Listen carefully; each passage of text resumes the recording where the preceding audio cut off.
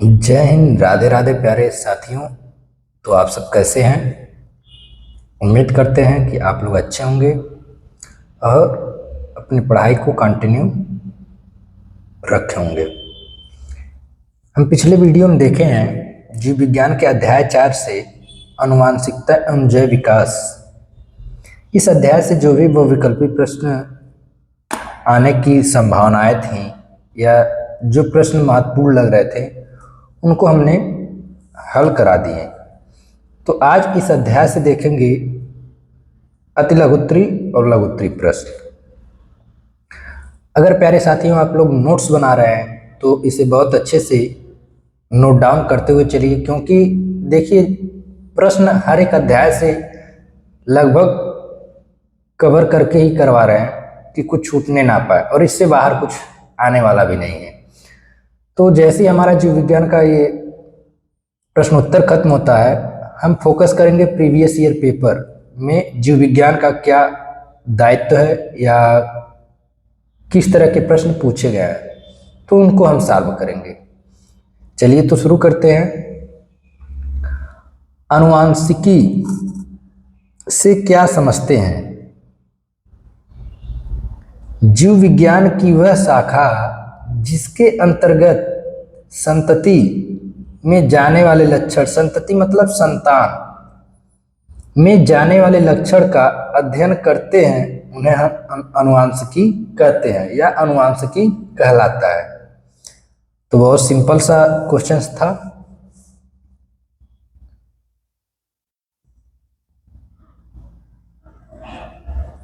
जैव विकास किसे कहते हैं? जीव विज्ञान की वह शाखा जिसमें जीवों की उत्पत्ति तथा उसके पूर्वजों का इतिहास तथा समय समय पर उनमें हुए क्रमिक परिवर्तनों का अध्ययन किया जाता है, जैव विकास कहलाता। उसे हम क्या कहते हैं? जैव विकास कहते हैं।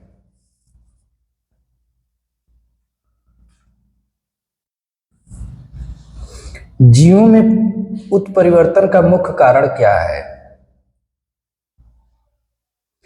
जीवों में उत्परिवर्तन का मुख्य कारण आनुवांशिक विभिन्नता है। यह अर्धसूत्री विभाजन के समय होता है जो नई जाति के विकास में अहम भूमिका निभाता है।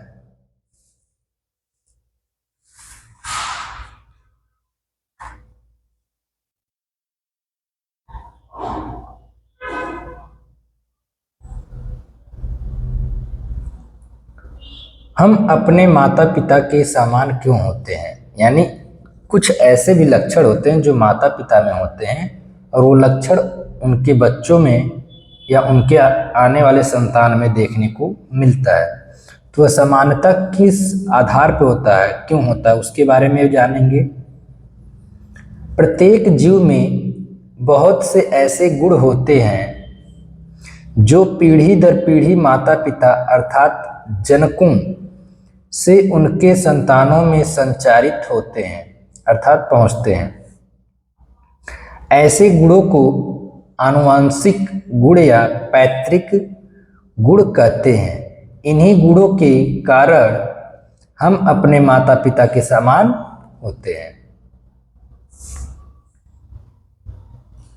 इसी क्रम में हम अगला प्रश्न देखेंगे। डार्विन के बारे में बताइए।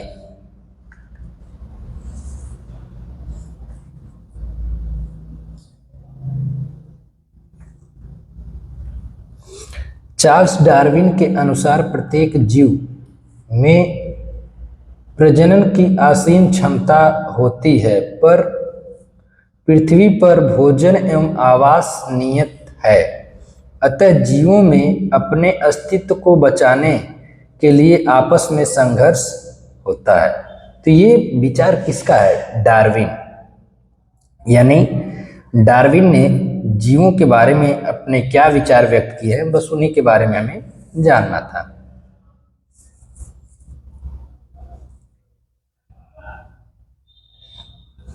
उपार्जित लक्षण क्या है? परिवर्तित वातावरण के कारण जीवों के अंगों का उपयोग ज़्यादा या कम का उपयोग अधिक होता है, वे अधिक विकसित हो जाते हैं तथा जिनका उपयोग नहीं होता है उनका धीरे धीरे ह्रास हो जाता है। वातावरण के सीधे प्रभाव से या अंगों के कम या अधिक उपयोग के कारण जंतु के शरीर में जो परिवर्तन होते हैं उन्हें हम उपार्जित लक्षण कहते हैं।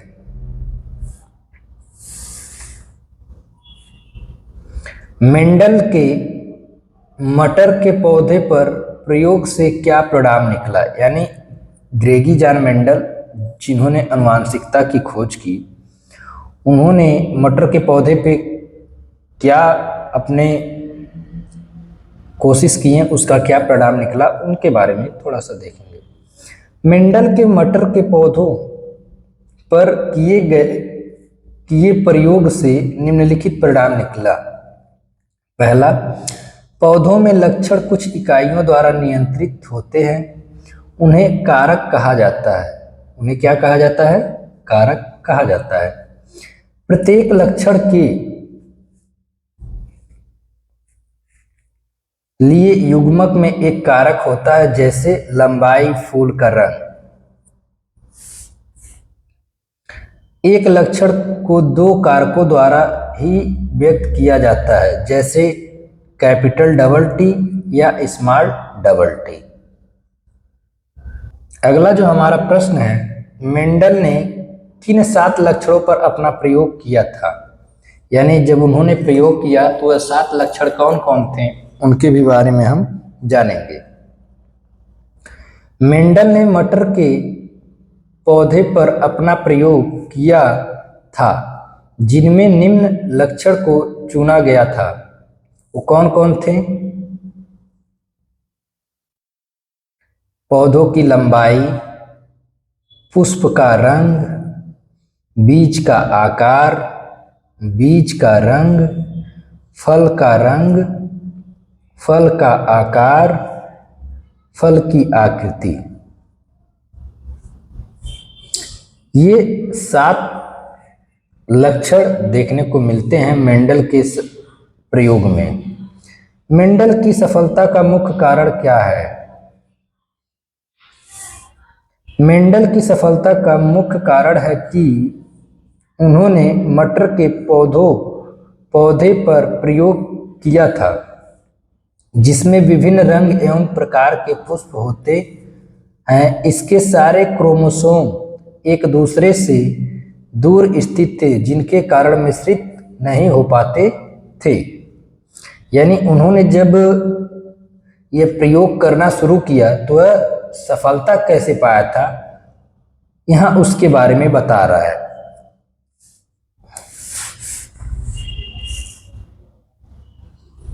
मेंडल का स्वतंत्र विन्यास का नियम क्या है? देखिए, यहाँ से क्वेश्चंस हर बार बोर्ड परीक्षा में पूछा गया इस चैप्टर से, और बहुत अच्छे से पूछा जाता है। तो आप लोग बड़े ध्यान से वीडियो को देखिए और नोट करके इसे याद भी करिए। और जिन प्यारे साथियों का बोर्ड परीक्षा है वह 2 से 3 बार वीडियो को देख करके अपने मन में इसे बैठा ले कि यहाँ से प्रश्न बनने ही बनने हैं। क्योंकि अभी देखिए, प्रीवियस ईयर बोर्ड पेपर हम नहीं करा रहे हैं, ना मॉडल पेपर, क्योंकि यह अभी हमारा अध्याय है।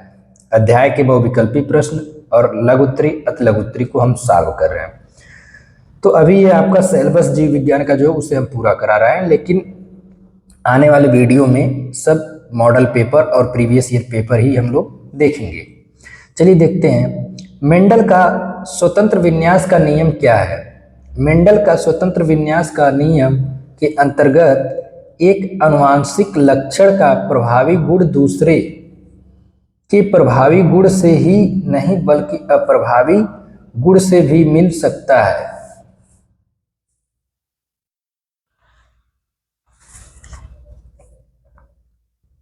अप्रभावी गुण से भी मिल सकता है। इसी प्रकार एक का अप्रभावी गुण से दूसरे के अप्रभावी गुण से ही नहीं बल्कि प्रभावी गुण से भी मिल सकता है। तो ये उनका विन्यास का नियम। मतलब कभी कभी होता है कि अप्रभावी और प्रभावी गुण मिलते हैं तो वहाँ कुछ नया निर्माण करते हैं। इस क्रम में अगला हम प्रश्न देखेंगे। अगला प्रश्न, जीन कोश क्या है?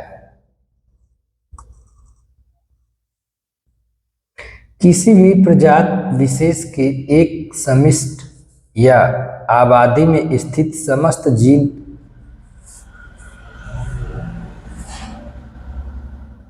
उस आबादी का जीन कोश कहलाता है। जीन कोश के कुछ जीन में वातावरणीय कारणों से कुछ बदलाव आ सकता है।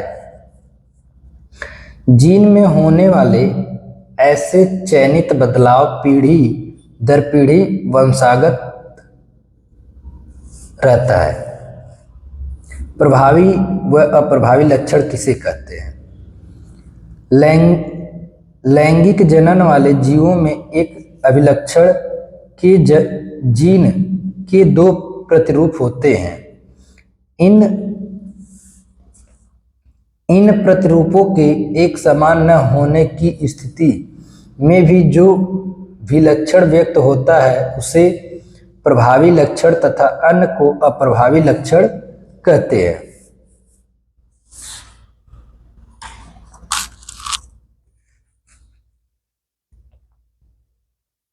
अगला प्रश्न, संतति में नर तथा मादा जनकों द्वारा आनुवंशिक योगदान में बराबर की भागीदारी किस प्रकार सुनिश्चित की जाती है?